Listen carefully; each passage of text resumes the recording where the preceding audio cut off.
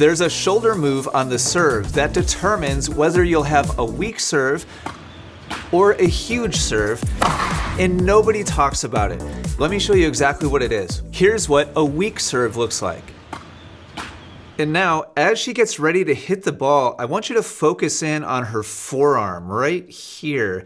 And I'm gonna go back and forth, and I want you to notice what is the lowest angle that her forearm gets to. On this particular serve, her forearm almost stays vertical, meaning up and down the entire way through her motion. This is about the lowest angle that her forearm ever gets to. Here's what a medium pace serve looks like in tennis. Now let's zoom in and take a look at his forearm. What is the lowest angle it gets to on this motion? A lot lower, right about here. Here's what a big tennis serve looks like for an everyday player. And let's take a look at his forearm. The lowest angle that his forearm gets to is almost horizontal to the court surface. And now let's look at the forearm of a world-class player getting ready to hit their serve. What is the lowest angle that Novak's forearm gets to? Holy cow. Now, he's one of the most flexible humans on the face of the earth, so that's part of this. But look at how big of a range there is from a weak serve to a stronger serve to a pretty strong serve to a professional level serve. This is a critical element that does not get talked about enough. What we're seeing in these stronger serves is a combination of external shoulder rotation and also supination of the hand and forearm. And it's the combination of those two things that stretches the shoulder and ultimately creates what we call the racket drop. And the bigger of a stretch we can create with our shoulder, the bigger and longer the racket drop becomes. And the bigger and longer the racket drop becomes, the more range of motion we have to build acceleration and speed and ultimately throw the racket with more power to create faster serves or serves with more spin or whatever it is that you're after. It's physically impossible for a tennis player with a very shallow racket drop and no stretch in the shoulder, like that first example we looked at, to have a big, powerful serve. Here's an example of a player that I worked with just recently. Now that you know what to look for, watch his forearm as he hits this serve. Did you see it? So let's back it up and zoom in and watch the angle of his forearm as he goes back into what should be his racket drop. Notice the racket barely even gets down below the top of his head. And that's because his forearm is staying vertical. And so as he swings up towards the ball, he has a very, very small runway. The racket should be down here, and then releasing that stretch produces tons of acceleration, but he's not doing any of that. Instead, he's just kind of pushing the racket through the ball. Here's the same player just 15 minutes later. Watch his forearm and watch how low the racket goes on this one. You see the difference?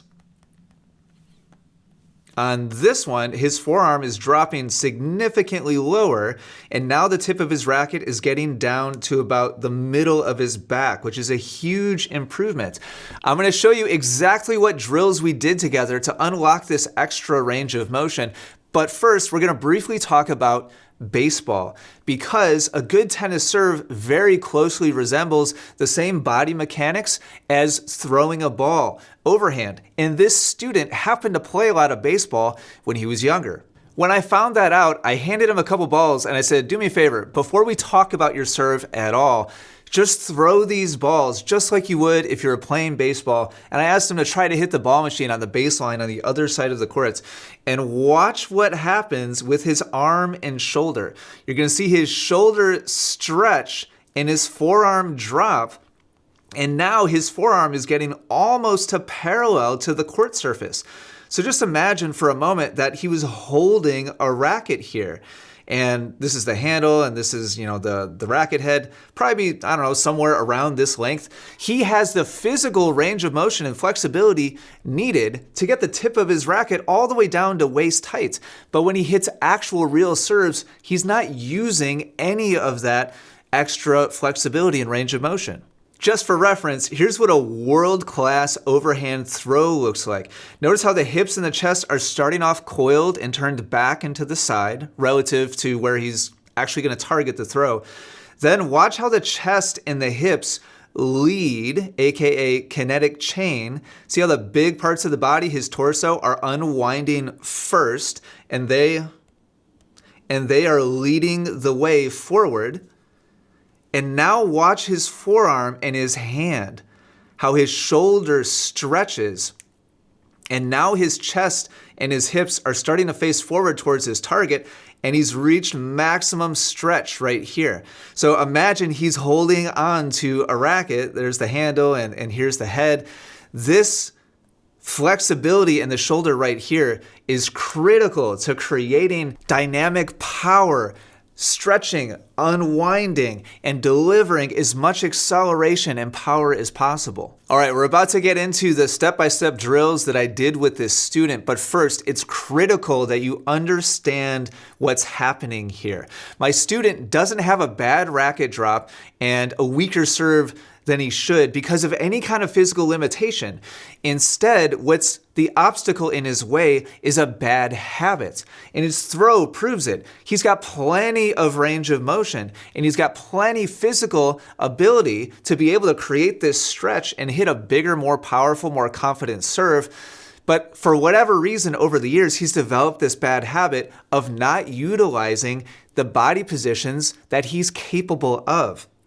And changing those bad habits is the toughest part about getting good at tennis. Step one, after showing him the footage and explaining the mechanics, like kind of what's going on, was I asked him to step up to the baseline with his racket and without hitting the ball, just slowly, smoothly shadow through a service motion where he focuses on the dropping of that forearm and the stretching of his shoulder. And right off, this is literally the first time he tried it. Right off the bat, look at how low the tip of his racket is getting now, all the way down to waist height. So he's physically very capable of generating a big racket drop and much bigger range of motion and runway to be able to accelerate the racket. Watch the difference here. On the left was his original serve that he hit before we looked at any video or had any conversations. Look at how low the racket gets and look at how low his forearm gets. And now, after talking about it and showing him exactly what he should be trying to do, look at the huge difference here in his forearm and the drop of the racket. On the left is literally the lowest that the tip of his racket ever got and the lowest his forearm ever got when hitting a real serve before. So you can see physically he's got really no limitations here. Step two was simply to have him repeat that same motion and slowly start to build up just a little bit of acceleration and speed. This is critical. Keep in mind and notice he's not hitting a ball. This is critical so that he can put all of his concentration and focus on just doing the new motion right, which is very different from his normal habit. And we're slowly ramping acceleration because for most people, the faster you go, the more tension increases.